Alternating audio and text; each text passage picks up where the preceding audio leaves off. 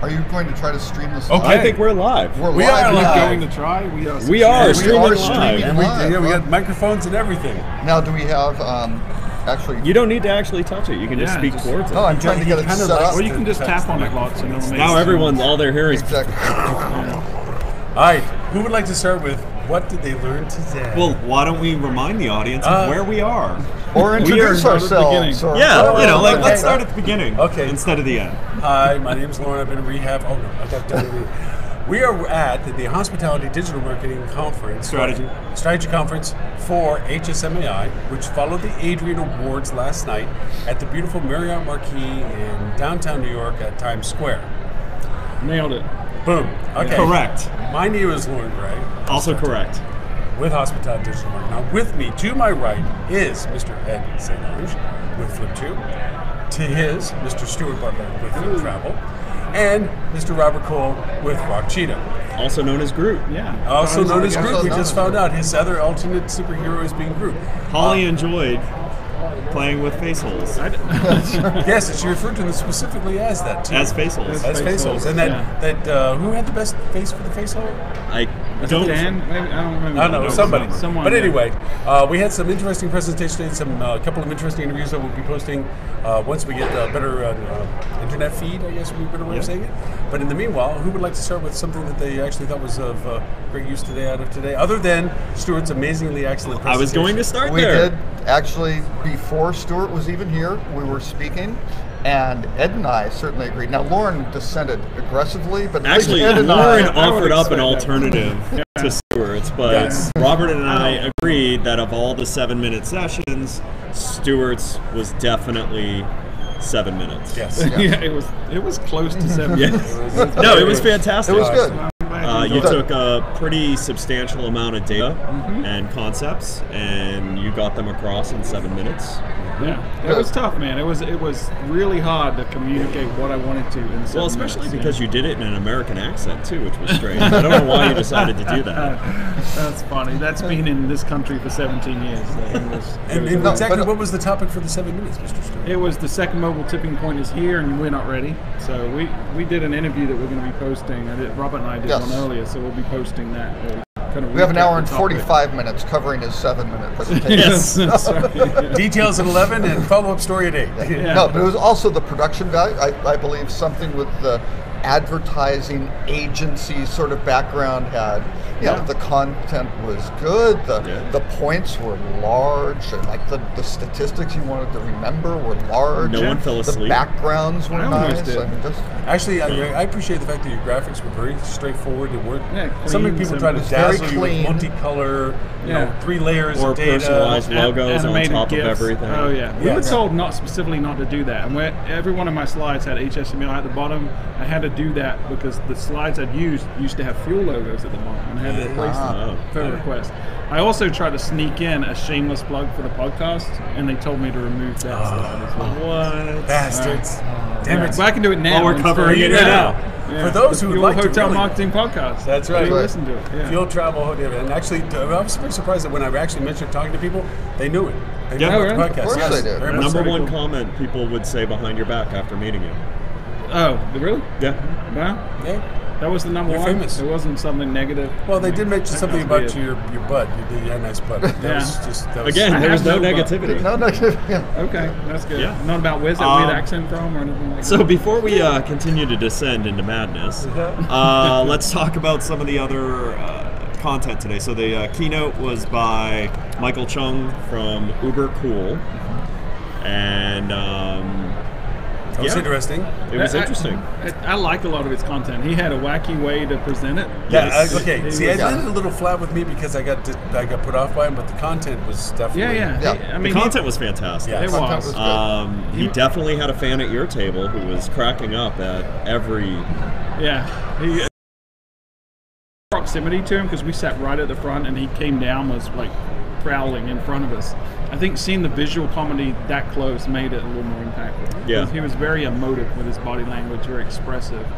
But he made a lot of good points too, about how fundamentally society has changed. How instant gratification has fundamentally changed what we value as a society, and I really I like that. I'm going to say, though, I disagree with his comments on millennials. Okay. They're older than he's making them appear. Yes, I think so. Yeah. For sure. I still think, we were talking about this, I still think everyone, when they say millennials, they're actually thinking about an age, not the group. Because the group is now into their 30s. Right? Yeah, they have families, they have kids, they have real second jobs. or third or fourth job now, you know. Yep. So they're real people with disposable income. They're not your future customer, they're your current customer. Right. Yeah. No, my younger daughter, who's 19, isn't really a millennial. She's like, there's disagreement on what that next group is called. Yeah. But she's a. They're going to be the crap part of the economy. The crap, because their expectations will be incredibly high. No, they're the generation where the millennials will get to complain about. Yes, exactly. So this brings up a question that I got asked that I don't think the answer I gave her was the one she was hoping for. She asked whether or not segmentation would still be usable in the future. She didn't like my answer. She didn't. She did not like my answer. Well, do tell. Oh, I said yes, but in a very minor usable sense because it's going to get fragmented. Right. Because we still, regardless of machine learning, AI learning, or whatever, we're still going to have to identify segmentations for us as humans to understand. Right. Or categorization. Yeah, that would be a better term. It should be whatever you want to call it. But you're still going to have to understand the nuances of the blues and the greens and the reds. No matter how many ways you fracture the data, you're still going to have to understand some sort of assemblage of it in similarities. Right. And so I thought that, honestly, I think the segmentation is still going to be used. It may not be of the same value. We might start asking new questions as associations rather than from talking about demographics and known entity aspects of people, more into behavioral, intent, trend, things that because we'll have more of these fragmented pieces of data, we'll have better questions to ask about being able to put them into segmentations. But yeah, I think she wanted me to basically say, no, segmentation will go away. And I'm like, no, you have to get good at it. Yeah, and even with AI, machine learning, and how we're going to get to this world where everything is individualized and personalized, we as humans aren't going to be able to interpret how it's performing on an individual level. So we're going to have to maintain segments and categorizations of groups so we can interpret what's going on. Well, and if anything, segmentation is going to be even more important because as you double down into personalization, it will become very apparent and very off-putting when you're wrong. Right. Yes, this is very, very true, which we already see people trying to personalize and getting the wrong ethnic group in a photo or something like that. Right. It happens all the time. And I will say the one thing I think, talking to getting it wrong, Mr. Chung in his final graphics probably shouldn't have put up a picture of the 3 hurricanes that ravaged the hospitality industry this year. Maybe not. Yeah. Maybe. Yeah. Maybe. Hopefully too many people didn't pay attention to the fact that, well, they are now. Yeah. So you're welcome for that. Yeah. Well, the people that are listening at least. All 6,000 of them. Yeah. Okay. Exactly. Yeah. Plus. Do you not hear how quiet the room is? They are all looking down on their mobile phones, watching this live too broadcast. shy. As opposed to walking 50 feet. That's what I'm saying. Well, what everyone can't see here is we actually, it's really strange. We have about 75 people on the other side of the camera watching. 75? That's only because the lights. We can't see Respecting. Our laugh sign must not be working. Yeah. Someone's holding up the silence right now. Yeah. What was the breakout that was after my presentation that you went to that had to jump in with the data? Oh, Jump Shot. Jump Shot. Yes, Jump Shot. Eli Goodman, formerly with ComScore, Gartner, did a great presentation. Basically, Jump Shot has some very interesting data feeds. They're majority owned by Avast, so in terms of having access to data, if you use Avast antivirus, that's fine, it's doing its work.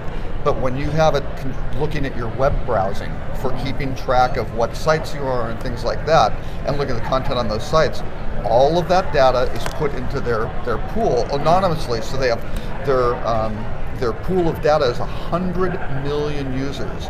So it's not pixel based. It's not cookie based. It is really the data of the websites that you're putting in, what's going into their little browser field, what's getting sent. And so it doesn't matter if you're using a VPN or anything, it is the real legit data. Cool. So they can drill down into amazing detail. So the examples that Eli gave were basically around the lack of customer loyalty, that the more you stay with a hotel group, so he was looking at third quarter data, and if you stayed, say, 3 times with Best Western, there was a 46% chance, or actually he had it broken down as if you stayed 1 time with them, what's the percentage chance that you would book with another hotel group? And it was, let's just say 23%. If you stayed twice, it might be 30%. If you stayed 3 times, there was a 45% chance that you stayed with somebody else. So his point was, so the moral of the story is it's not you really only loyalty. want repeat guests once.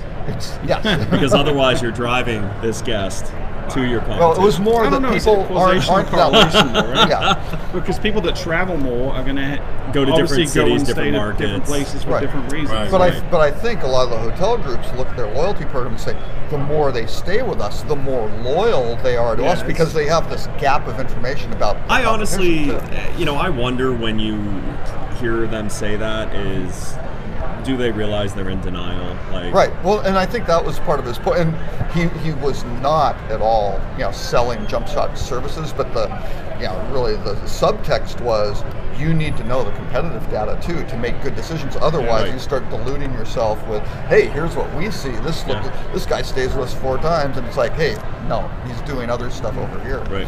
I really wish there was a better word than loyalty, because It's reward. Well, for hotels, it's reward programs. Yeah. I mean, that's really what it is, or recognition programs. Yeah, I mean, some of them are just and really more and more people are going towards that instant gratification types of reward. So book with me direct today instead of the OTAs or instead of my competition, and you get this stuff now and deferred gratification through. And he had a stat. He drilled down on Marriott users of where they're going to Hilton and that sort of thing. And certainly there was a huge correlation in terms of website visitors at Marriott, and the way he had it broken down were visitors, engagement, which meant you clicked on something, going into the shopping cart basically, so initiating the booking process and then converting. And you saw, here's Hilton all over the place. Number 3 on the conversion one, Airbnb. Had same relationships as I think Hilton and someone else. So the ones who just kind of go, oh, that's a whole different thing. It's like, oh my God, they are converting on Airbnb at the same rate. Pretty astounding statistics. So let me ask you this: with jumps, they get piggybacking off of the antivirus software and the scanning of the. Right. That's how they're collecting. So it's primarily desktop.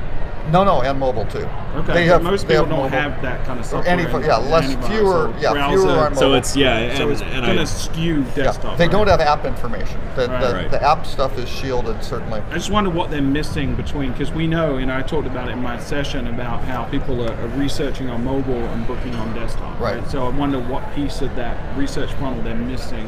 And they should have that, because if you have an Avast license, and I have an Avast license on one of my devices, I do not use it on mobile, but they would be able to bridge that too. Okay, so they can connect Group on mobile and Group on desktop.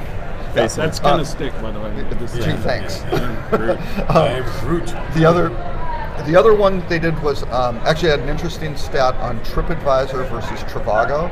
And the number of people, it was over the course of a year, 70% of the users that they looked at went to TripAdvisor like once. And same with Trivago, very, very limited sort of exposure. But then they looked at basically Trivago of not having the same level of presence in terms of, basically Trivago needs to advertise and get people, they need paid search to get people to their website, where TripAdvisor people come for other reasons. Yeah, value there. They're synonymous with reviews. With content. So that was interesting. And then their last one was basically Expedia versus Priceline, and how that was doing. Now, unfortunately, and Eli made the comment that he wished he really had Hotels.com versus Booking, but they just didn't have time to put together that. They had built some stuff up for some other presentations. So that was interesting. Again, same dynamics of what's happening when people are on Expedia and where they're going versus Priceline. But yeah, I would love to see the stuff on Booking.com versus that, and then they can bridge that stuff together, and that's what they sell to a lot of their company. Their they clients. can't give away. But they can say, oh, here are the people going to Expedia. I mean, through that, they can give some of these hotel companies a pretty good picture of what's going on. And again, Airbnb up there, right up there with Hilton and Marriott. Or pretty sober? pretty sobering, I'd say. Yeah. But again, Airbnb was way up there with Hilton and Marriott for if you started on Expedia, where else you went, where did you actually convert and book? Yeah. Airbnb was at about the same ratio as Hilton and Marriott, which is, again, pretty surprising. So, what's interesting about that is there's been many of articles over the last few years saying that splashover effect of Expedia driving direct bookings was dead, but now, obviously... Yeah. Well, yeah, somebody had, I think it was Caitlin from Sojourn had the stat from Expedia Media Solutions that, it had gone from, I can't remember how many websites, 45 to 160 websites or 140 or something like that people go and hit over the, but again, that's the entire travel planning, that's air. No, actually, if you pay attention, I got to sit in on the Media Solutions presentation where they go over that. It's the 90-day, during your time that you happen to be planning. Right. It was all the sites you visited during that time frame, not for the purpose of planning travel. Right. Oh, I see. So the visitation included logging into your DirecTV account and going to your utility and Amazon and all of this. So that number and it's a little misleading, right? Well, yes and no. I mean, Expedia presents it correctly when they show it. But it's used out of context. It's used out of context by others quite often. Yeah. Because if you actually narrowed the travel-related sites, it's still up from what it was, but it's not. Yeah, okay. That's good. Because that looked like a big hockey stick in terms of growth. Yeah, and what it really does show is how much of our life is transacted through sites in rapid succession. Because when you do look at the timelines of the single-day site visits and just the breadth of the different sites that consumers visited is pretty insane. Oh, yeah, absolutely.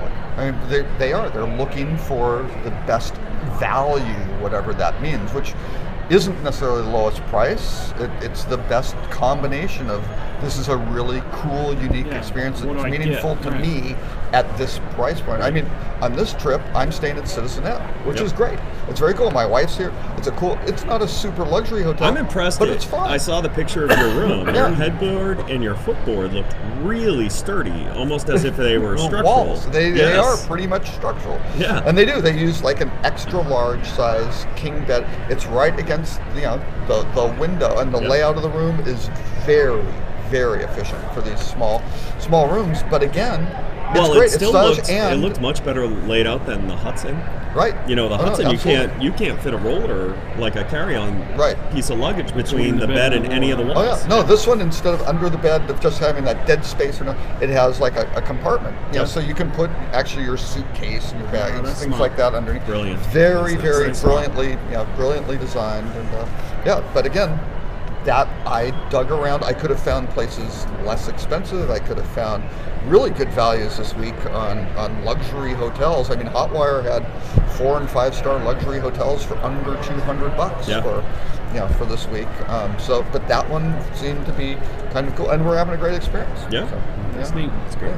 So, what other breakouts did you guys attend? So I saw Chris LaRose from Hilton talking about the convergence of revenue management and digital marketing. Actually, I thought it was really good because it's kind of a tough topic to present in a short package to where all the different people in the room could walk away. Yeah, and Loren did a similar topic, right? It was kind of following on from that about how operationally to actually implement. I really wanted to see yours. It was really I couldn't good. find you. Couldn't fit into the. They didn't update the signs during each of the breakouts. Very smart of them. Yes. Actually, we had a full house. But it was solid. I mean, anyone that's not thinking about revenue management and marketing as the same thing today is doing it wrong. Right. And I have to give compliments to Michael Klein, who walked by. I think it was because I asked him to come over to do an interview. I'll catch him another time. But he did, once he got on the roll of talking and explaining what he was doing, it made a lot of the digital marketers were listening to it from a revenue manager's perspective. Right. And so they listened, it resonated with them, I think, a little bit more than if I was out there pouting, there's this, there's that, because he was really talking about it in his usable terms, what he needed, and the excitement that he had about, man, if I get this piece of data and we did this with the data, then this is what we can put here, this is what we put there, and it really made people like, oh, that's really what the future could be. Well, and it really should be revenue optimization, right? I mean, because that's the, what do you do to... In every other industry, it's e-commerce. Right. Is the mix of those two there's nowhere else those are separated. Right, because, it's they the hospitality work industry, together. yeah. But it's funny to see that the conversation about who should be leading that conversation still seems to be existing. I get people, we were talking to somebody that they thought that digital marketing should be running it or something. I forget, was it you that was sitting with it? Should all just be marketing, or chief marketing officer, chief revenue officer, whatever you call that role that says, yes, we are responsible. Yeah, but they were like for mad that they thought that revenue managers was going to run it. And I'm like, why? You understand that revenue managers, they're the ones that see the horizon line. They got to know what the expectation deliverables are. Marketing is a facilitator to that end, but to that same point, it doesn't mean that they're just the go fetch out of the conversation. Right. They're supposed to be that integrated, collaborative relationship conversation that says, this is attainable, this isn't attainable, this is the cost factors, this is the metrics of success. It's supposed to be an ongoing conversation too. Right. And my argument is that revenue managers who are just kind of running these stats and doing it and just providing kind of just the analytics as opposed to really providing the insights and the recommendations, those guys are going to be out of jobs. Those are going to be algorithms, fast with faster, better information sort of thing. You've got to be, you've got to be on top of it. The same ones who are just sitting there doing, here's a basic bidding strategy or something like that, and we do this and kind of hand touch. It's like, no, you can get some faster, smarter machines to go do I this. like what you said in your session, and I think this is where a lot of people need to start, which was use the same nomenclature, use the same verbiage, and use the same key performance indicators. When both teams are speaking the same language, it's a lot easier to communicate. Because right now, they don't. They're measuring different things, and what matters to revenue managers and what matters to marketing are completely different and isolated. Which is completely insane. Crazy. Well, and I would also extend that to, you should be able to do that with the IT department. You should be able to do that with operations. I mean, that was just great advice. You've got to agree. These are the terms. These are the objectives of the organization. Here's how we're going to measure it, and get everybody on the same. And we're all we're on the same team. We're playing the same game. And it's not their data, my data, their data. It's like, look, this is all shared data. We all share, take ownership of what we're doing. So that if it does work together, it works together. If it doesn't, then we all together fix it. And that's where the problems are, because you get these silos, and you get some. Here's our data, and who knows, their performance, bonus is based on making this metric do that, and this metric may be completely in conflict with any. Well, and it does. In who knows? A lot of cases, it may not even matter. That's the classic. The banquet department sitting there going, no, we are going to close off the ballroom for weddings or holiday parties or whatever, and shut down the rooms division because we're trying to make our bonus. You need to, still the industry still talks about that sort of problem, which it's like that should have been killed 2 or 3 decades ago. I don't know. But to take that example, by explaining why the revenue difference caused that decision, rather than just saying it's us versus your decision, it's your business that's going to suffer, your bonuses are going to suffer, your numbers are going to go down. It's like, look, the monies you're making off of this on the displacement value isn't going to be to our benefit. You'll make money, but it's not as much money as if we made this happen instead of what that happened. Or the benefit of, hey, this is local and this can drive food and beverage business or spa or whatever they're doing. You got a golf course, all those sorts of different dimensions. But again, it's not. And I think in many cases, sales departments really, in many cases, almost isolated from most people. Now, that's kind of the biggest gap that I see now. I think a lot of digital marketing now, especially with the electronic keys and getting better engagement in mobile apps, is getting a little bit more tied into operations, and certainly the concierge apps and things like that. That's good. That's on the way up. It is better with revenue management and dashboards and things where information can get shared. But the sales department and the group stuff is still kind of an island. Well, they're also the ones with the biggest chip on their shoulder, too, in the sense of the changing of the guard. Right. In a lot of senses, the sales department has still been operating in the same context that it has been in existence of for many, many years. So they have a bit of a resentment that they used to be the only voice to what was going to be done for sales. Right. And they've had to slowly, progressively share more and more of that to now where they don't actually, in their minds, in some ways have a voice. They're only being told what they're allowed to do. And so anything is met with immediate resentment, immediate defense, and the sooner they can blame somebody else for the lack of business and how they should have been the resultant of the business, it's an argument they'll make. And that derived from the good old days. It used to be, hey, we are dealing with citywide conventions and association. It's booked 3 years out. We've got this, and here's what we were projecting the rates to be, and we had to lock these in to get the deals and things like that. And yes, that's fairly true. And a lot of the revenue management things are like, hey, that's garbage, and don't do this, and make this dynamic. But you know, what's the strategy on building your everything with the hotel industry and revenue management? How do you build a base? How big should the base be? How many layers? And you know, and in good times like now, it's like, get rid of the base. Forget it. We don't need that. We can fill with trades. Let's freewheel. Just wait for the next downturn, folks. Like, where'd our base go? Oh, we optimized it. Damn. Yeah. But that's also back in the times when, if you knew the person that was handling the citywide in the office, sending them a big basket of fruit or just the right thing to their kid to the school at the right time, got you an early lead in on who was coming for what, or the rates are being off. I mean, that's back to those days.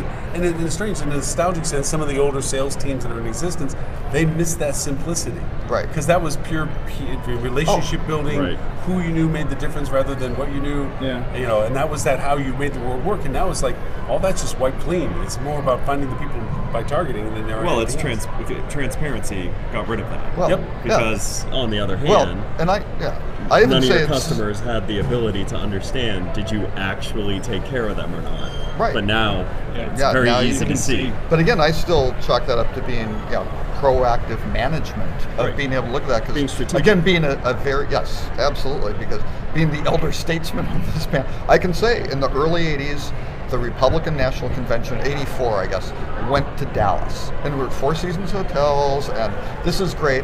And they come in, sales department, these guys are getting bonuses off of citywides. It's like, boom, great average rate, it's a week long. It's in August, which is normally a valley period. We managed to look at it and go, no, we don't want to play. They go, oh no, you have to play with the RNC or it's going to be It's like, no, we do not, because the city's going to be sold out.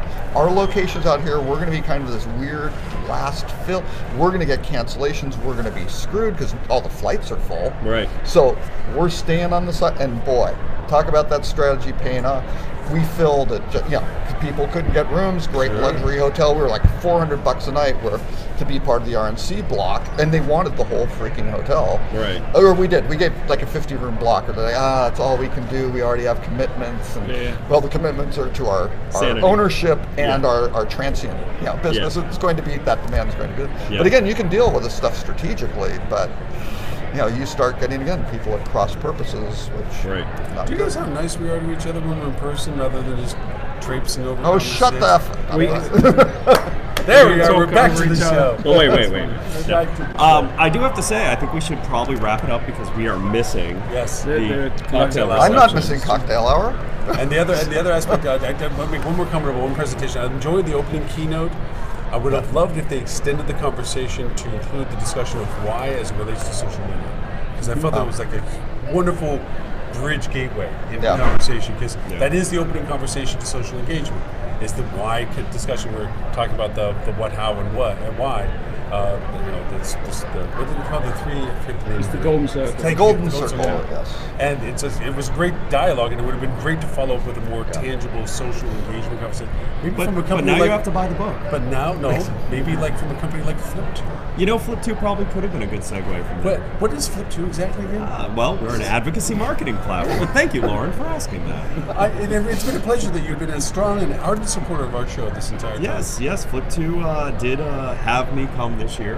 I'm here on behalf of Flip2, which was very kind of them. Sorry, I didn't. You were here with Flip2, yes. Okay. The advocacy marketing platform for destinations and accommodations providers. Okay. Yes. And now golf. Wait, I thought it was world domination. Oh wait, no, I'm sorry. That's now that you've got we also had another covered wonderful sponsor who showed up and paid for their ticket, which was, Fuel Travel. Fuel Travel. Exactly. We did. We were a bona fide paid sponsor of the luncheon yesterday for the resort group, but then somehow I got us to speak at the main event too. I don't know how that happened. Some insider help probably. But. Robert, he's Groot. Yeah, Groot. This is also partially why Robert agreed that you were the best, because he's had the to one who got you in there. decision. That's right. I'm real, as opposed to saying I'm really sorry, folks. My bad, guys. My bad. Just had to fill this gap. It was okay, but yes. And where, if they would like to listen to the most amazing podcast out there. I'm glad you asked, Loren. It's not at Flip2. No. It's not. Although we do retweet your. Wait. You do. Is it at podcast. timpeter.com? It is not a Tim Peter. Oh. The rest of the I internet mean, the, is top, at the new timpeter.com. top 25 greatest minds of Yeah. I sales think and marketing. I believe Tim's award was the greatest mind in history across all categories. All. In the entire Everything. universe. For Actually, I think that was- absolutely. I think that was more Tammy's plaque, I think it was but an I think it's still- interplanetary. I think it was an interplanetary. Interplanetary, award. yeah. For sure. But back to your question, Yes, Loren. yes. Sorry that we got sidetracked. We never do that. No. The Fuel Hotel Marketing Podcast can be found anywhere that you get your podcast by typing Fuel Hotel Marketing Podcast. Very Perfect. simple. Amazing. Amazing. And Loren, I noticed you had a new employee at this event. Exactly. Strangely enough, I have the wonderful Miss Holly Zoba, who is going to take over the world. She can do whatever she wants and call herself whatever she would like. Yeah. And she is going to be fantastic at it, but she is going to be our new technology coding wonder person.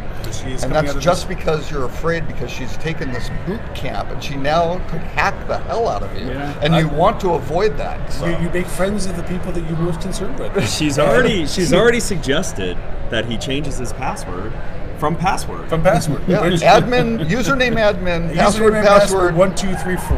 Yeah. You use letters and numbers. There you go. Wow. Yes, just like out of Spaceballs. That's strong. I have it on my luggage. That's funny. That's strong. So, with that, Loren, if people want to learn about you and your growing base of experts, Growing base, they can go to hospitalitydigitalmarketing.com. And of course, all the old episodes of our live show. We will have a live episode this Friday, albeit maybe brief. Hi. Click. No. But we will have, for consistency, because we are coming up onto our 3-year mark in August, our show every week, which we have not missed. our show is a budding toddler. Yes. Yes, exactly. Still in diapers. Still cranky, periodic tantrums, that sort of thing. Yep. That's okay. Yep, they can do that. And Mr. Robert, where could they find you and all the things you do? Certainly on social media at Groot. I'm sorry. At Robert K. Cole He's going to have a subdomain soon. Robert M. Group. and Group. I don't want to infringe on trademarks, especially with Disney. That's and why I said Marvel. Group. Yeah, exactly. So, Robert K. Cole or rockcheetah.com. Speaking of which, some people who should have already twisted off maybe as a group salesperson, they should have a sales conference called I Am Group. Oh. I am. TM. I like that thing. I just bought the URL. There it is. It's like, Boom. where's my phone? There it I is. Alexa'd it. IamGroup.com. All good. Anyway, with that, thank you everyone that watched the live portion of this or the replay of this. We'll have all the other recordings and interviews that we did also posted up, and look for our Friday show this week, which will be talking a lot about the same things we just talked about, because that will be our topic. But in slightly more depth. More depth. Oh, more fun. And more Be a little depth. more critical. And next year, stay tuned, Loren. I'm sure his technology will have full 3D virtual reality, 360 surround. It's gonna have the Stuart cam. The Yes, I'll have the cam? Stuart cam. Like just implants in my eyes. Yep. See Actually, exactly what I see. I have to fess up to the fact I did have a Palm drone that I was going to bring. Yeah. But I figured, being New York, being marquee, if I start throwing up little portable drones, They frown Yeah, upon yeah, that. they- With the Yeah. rest of your Yeah, yeah. with the rest of your equipment. But Yes. how Yes. cool would that be in there, having a little Flying portable drone over flying there, around? yeah. But I figured, you know what, just it's not Especially if you started having it buzz people. You figured the Yeah. the 90 decibels of noise might be a little distracting. Actually, it's only about the During size the of an iPhone. keynote Yeah. while he's trying to Yeah. talk. Yeah. It's only about the size of an iPhone, but it's pretty cool. It's, Wow. Yeah. All right. Anyway, Well, with that, thank you very much, everyone. We will talk Live to you from soon. New York. Live from New York.